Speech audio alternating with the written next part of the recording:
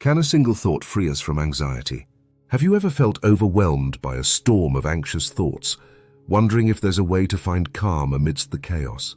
What if the key to serenity lies not in avoiding these thoughts, but in transforming our relationship with them? This is the tale of One Thought That Kills Anxiety, a story that delves into the heart of Buddhist wisdom, revealing how a single shift in perspective can dissolve the grip of anxiety and lead us to inner peace. In the heart of the Himalayan mountains, where clouds embraced snow-capped peaks and rivers sang songs to the valleys below, there lay the ancient kingdom of Shambhala. It was a land steeped in wisdom, known far and wide as a beacon of peace and prosperity. Its palaces were adorned with silk banners, its people wore smiles more often than armor, and its rulers were revered for their kindness. In this kingdom lived Prince Siddhartha, the only son of King Devavata and Queen Amira. His eyes were as deep as mountain lakes, his heart as gentle as spring winds. He was destined to rule this sacred land, yet he was no ordinary prince. While others marveled at the grandeur of the palace, the treasures of the court, or the prestige of royal blood, Siddhartha saw only shadows cast by expectations. From a young age he had been plagued by an invisible foe, anxiety. Unlike dragons or rival kings, this enemy could not be fought with sword or strategy. It crept into his chest during royal ceremonies, twisted his stomach when the crowd cheered his name, and whispered cruel what-ifs into his ear in the silence of the night. What if I fail my people? What if I'm not enough? What if I lose everything I love? Siddhartha tried to hide it. He wore the mask of composure during councils, practiced swordplay with poise, and even laughed at court jesters' tales. But in truth, his mind was like a battlefield, and every day was a war. One particularly cold morning, as frost glazed the temple stones and birds sang mournful songs, Siddhartha stood by a reflecting pool in the garden. His face, mirrored in the still water, looked calm, but beneath that surface a storm raged. He clenched his fists. Why do I, who have everything, feel so lost? Unable to bear the inner chaos, he sought the one person whose wisdom had always grounded him. Master Ananda, his childhood mentor, philosopher and guardian of the temple scrolls. He found Ananda seated beneath a Bodhi tree in the temple courtyard, eyes closed in deep meditation. The wind stirred the old man's silver beard, but he remained still, like a mountain untouched by the storm. Siddhartha approached quietly and knelt beside him. "Master," he whispered, the tremble in his voice betraying his pain. "My mind is a battlefield. I am tormented by fears and doubts.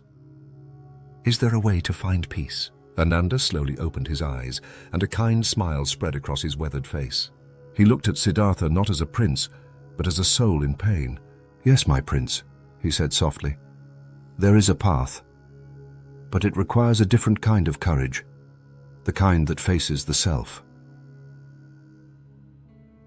The master's guidance, Ananda motioned for Siddhartha to sit beneath the tree. The morning sun filtered through the leaves, casting dappled patterns on the earth. A gentle breeze rustled the branches, as if nature itself was ready to listen. "You say your mind is a battlefield," Ananda began. "That is because you have mistaken your thoughts for truth and your fears for reality." Siddhartha furrowed his brow. "But they feel real. My heart races, my chest tightens. How can I not believe them?" Ananda nodded. "That is the illusion. Anxiety arises when we cling to thoughts, treating them as fixed and permanent. But thoughts are like clouds. They come and go. They are not you." He paused and pointed to the sky above. "Tell me, Siddhartha, when a storm cloud passes over the sun, do you believe the sun is gone forever?" "Of course not," Siddhartha replied. "Then why do you believe that anxious thoughts, which are just passing clouds, define who you are?" Siddhartha sat in silence, the metaphor taking root in his mind.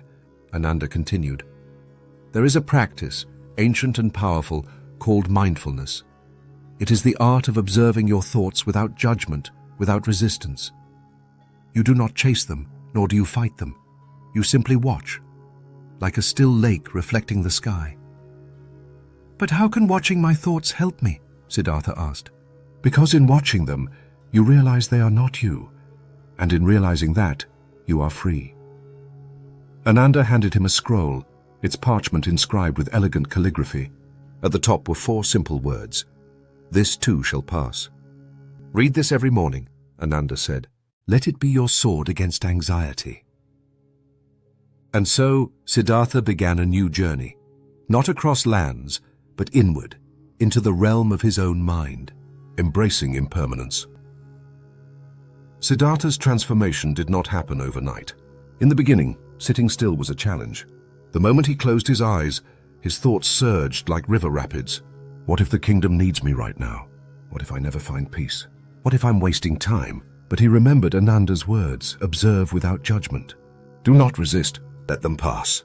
He began small, 10 minutes each morning in the garden, listening to the rhythm of his breath, watching his thoughts arise and fade. At first it felt futile.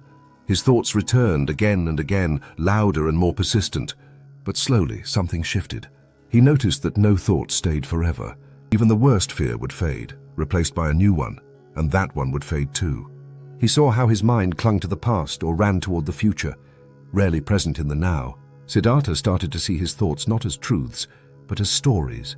Stories his mind told to make sense of uncertainty. And like stories, they could be rewritten or simply let go.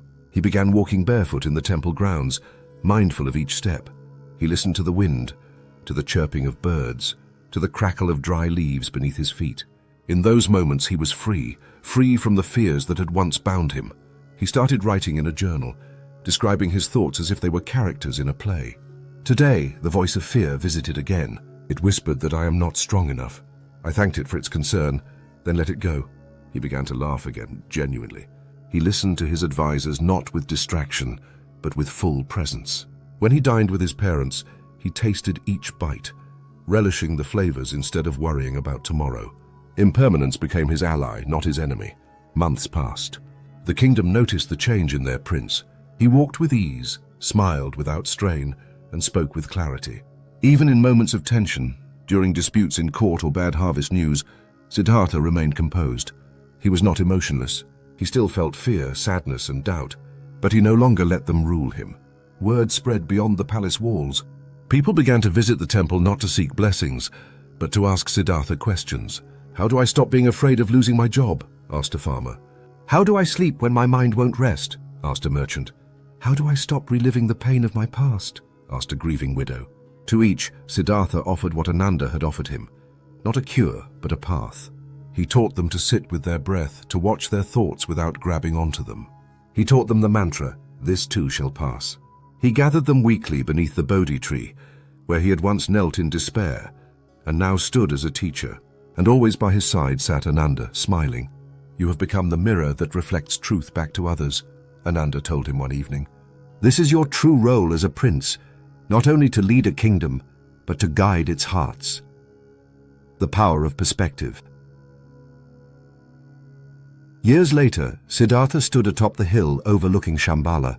The wind played in his robes, and the sky glowed with the hues of dusk. He thought of how far he had come, from a prince crippled by doubt to a man who had befriended his mind. He no longer sought to silence his thoughts. Instead, he learned to welcome them, like guests who would stay briefly and leave. He had faced the storm within and found the stillness beneath. He remembered Ananda's words again. The thought that can kill anxiety is, this too shall pass. The truth was simple, yet profound. Every emotion, every fear, every triumph, all were transient.